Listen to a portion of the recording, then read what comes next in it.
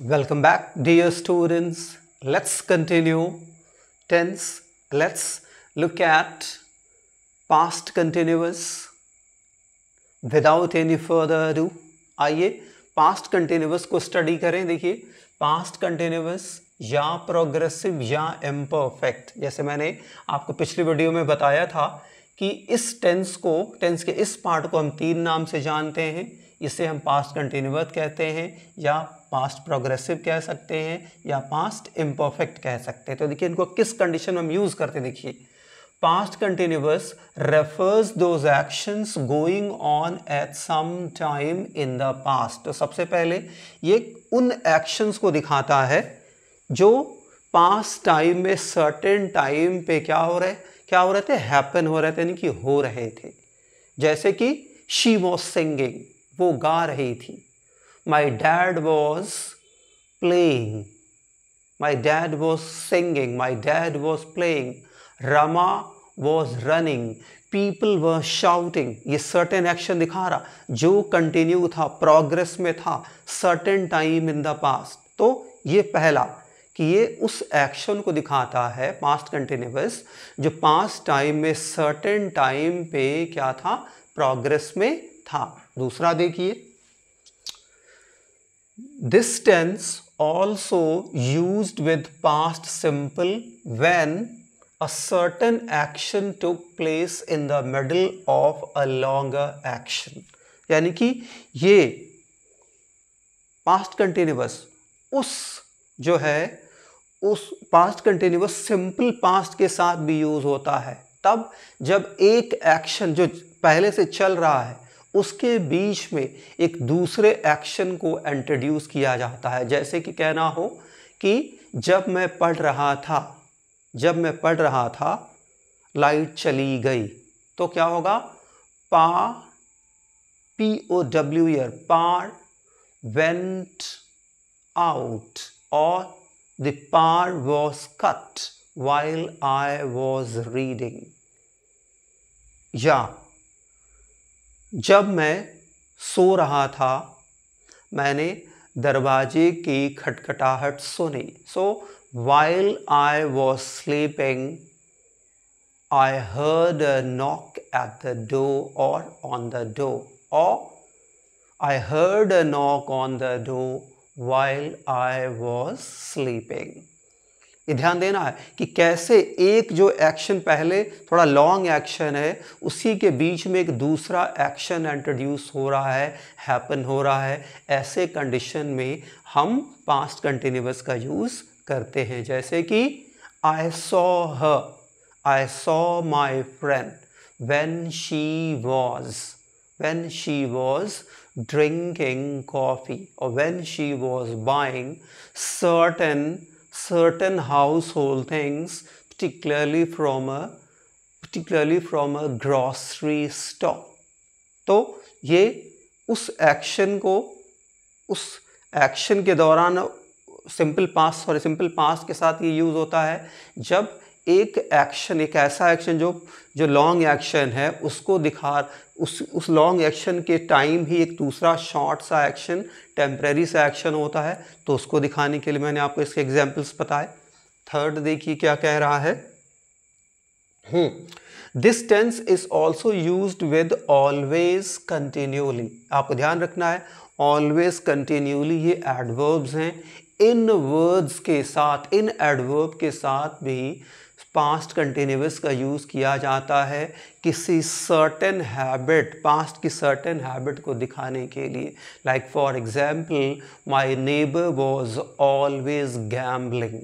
यानी कि जैसे कि मेरा पड़ोसी हमेशा जुआ खेल रहा था, उसकी आदत को दिखाने के लिए हमेशा जुआ खेलता था. जैसे कि My auntie was continually lying. मेरी आंटी कंटिन्यूली झूठ बोलती थी. तो इस तरह की पास्ट जो है किसी पास्ट के परसिस्टेंट हैबिट को दिखाने के लिए भी हम पास्ट कंटिन्यूअस टेंस का यूज करते हैं. तो bear in mind, first, past continuous is used for referring certain action in progress at a certain time in the past. Second, particularly used with simple past, particularly to refer two actions, one just action in progress, at the same time another action also happened. Third, with the adverbs like always, continually, particularly for showing some past persistent habit. आइए इसका sentence formation देख लें या sentence structure. Subject plus was singular number के साथ, verb plural number के साथ, ING plus other words कर रहे हैं. पैसिव देखिए, सब्जेक्ट प्लस वॉज वही सिंगुलर नंबर के साथ, वर्ब प्लूरल के साथ, being plus V3 plus other word. जैसे एग्जाम्पल देखिए, she was singing a song was being sung by him. He was singing a song was being sung by him. तो आइए इसके कुछ नेगेटिव जो है एग्जाम्पल्स और इंटरोगेटिव्स एग्जाम्पल्स भी देख लेते हैं for having better understanding. These rules again and again I will just ask you to mug up or to learn by heart soon as possible. because देखिए जब तक इन सारे रूल्स को आप प्रॉपर वे में प्रिपेयर नहीं करेंगे you shall not feel confident. आप बिल्कुल ही कॉन्फिडेंट फील नहीं करेंगे क्योंकि मैं शैल लगा रहा हूँ. ये आपको ध्यान देना कि आप बिल्कुल ही कॉन्फिडेंट फील नहीं करेंगे. तो कॉन्फिडेंट फील करने के लिए all you need to do is to mug up and learn these rules soon as possible. तो आप देख लीजिए इसको हम जो है पहले एक नेगेटिव सेंटेंस देख लेते हैं. जैसे कि she was not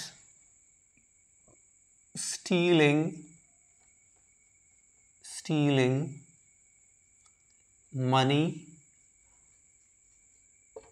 Passive, money was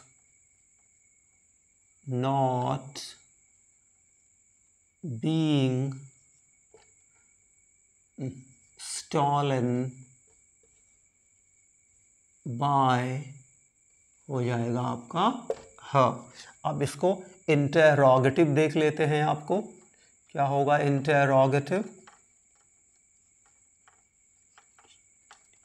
तो interrogative active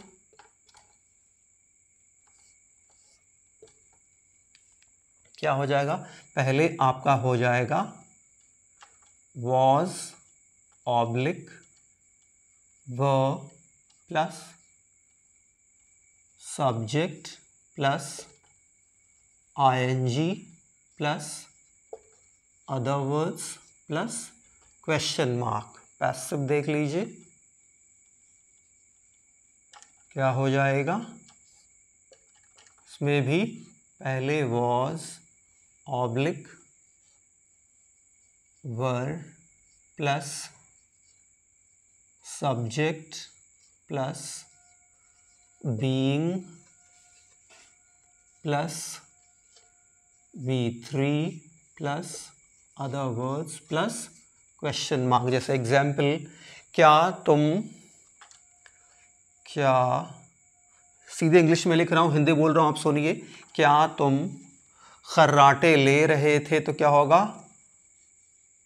were you snoring, SNORING snoring. तो देखिए क्या तुम खर्राटे लेते? खर्राटे लेना का होता है स्नोर, SNORE. जब ING लगाते हैं तो ही के हटा को ING लगाते हो. देखिए वर यू स्नोरिंग. तो चूंकि इसमें कोई ऑब्जेक्ट नहीं है तो यहाँ पे नो पैसिव हो जाएगा. एक और एग्जाम्पल ले लेते हैं इसी का नेगेटिव. एक और नेगेटिव एग्जाम्पल लेते हैं. क्या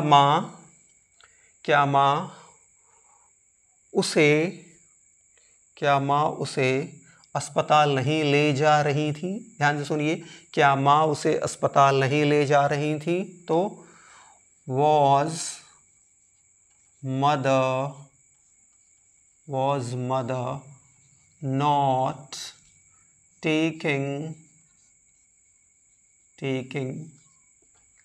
him या her ले सकते हैं him to हॉस्पिटल, तो किसे अस्पताल ले जा रहे थे, हिम को, तो पैसिव क्या बनेगा, तो हो जाएगा हिम का ही, वॉज ही, फिर नॉट बीइंग, फिर टेकन, सॉरी नॉट बीइंग,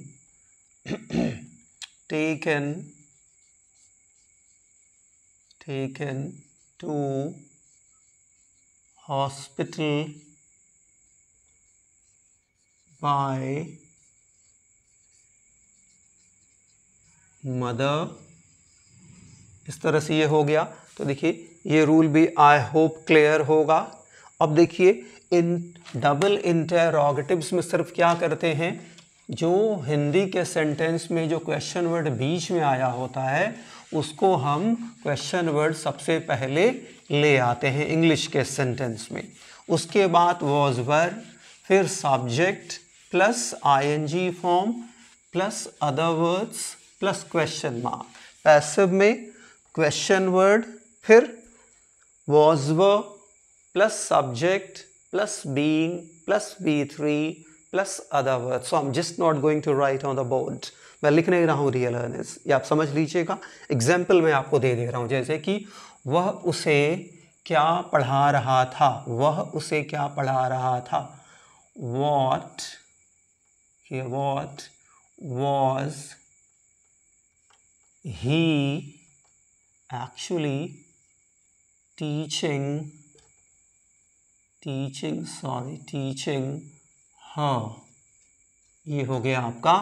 तो what was he teaching her, वह उसे क्या पढ़ा रहा था, her है ये ऑब्जेक्ट, ये सब्जेक्ट बनेगा, तो होगा what was, फिर she, फिर being, फिर taught,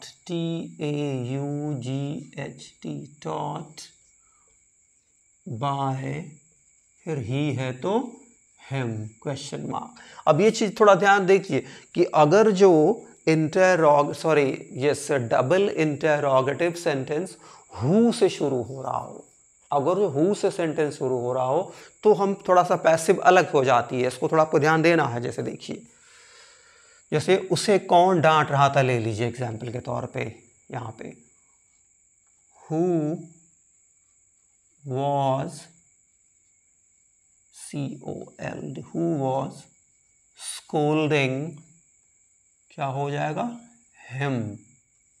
तो हु वॉज स्कोल्डिंग हिम, तो सबसे पहले देखिए ऐसे केस में क्या आता है, इसके केस में पैसिव में सबसे पहले आता है बाय हुम, ध्यान रखना है आपको, बाय हुम, फिर जो सब्जेक्ट बनेगा उसके अकॉर्डिंग हेल्पिंग वर्ब, तो चूंकि ऑब्जेक्ट कौन है, हिम, तो यही सब्जेक्ट बनेगा, तो क्या होगा बाय हुम, ये हिम ही सब्जेक्ट बनेगा, ही होगा, तो ये क्या सिंगुलर नंबर है तो आपको वॉज लगाना, तो बाय हुम वॉज, फिर वॉज आ जाएगा, फिर ही, फिर बीइंग, फिर क्या हो जाएगा, स्कोल्डेड है, SCOLDED,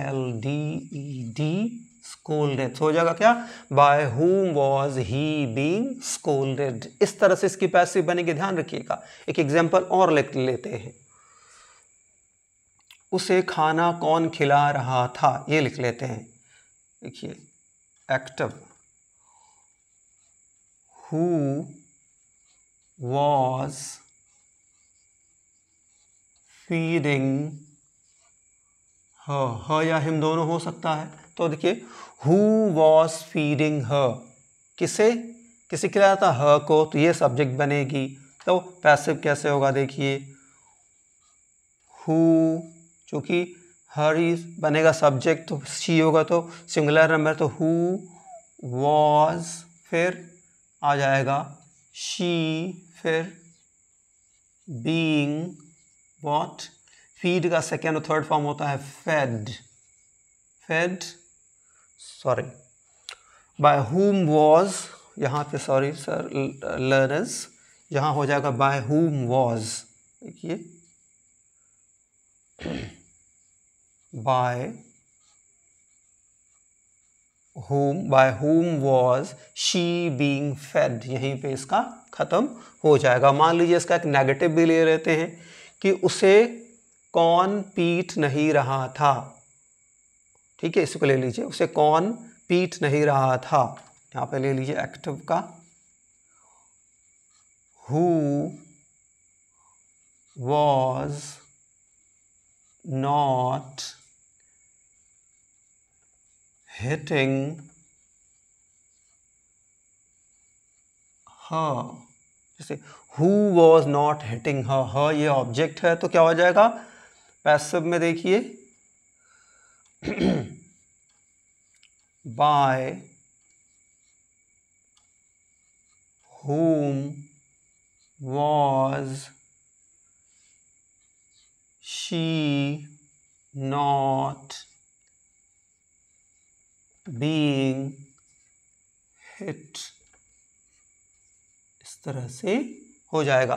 तो आई होप डियर लर्नर्स ये रूल्स आपको क्लियर हैं। Provided that you have some confusion, that I always say in almost my every video, that if you have any confusion, absolutely feel free and write straightway to me. Thank you for watching my dear learners.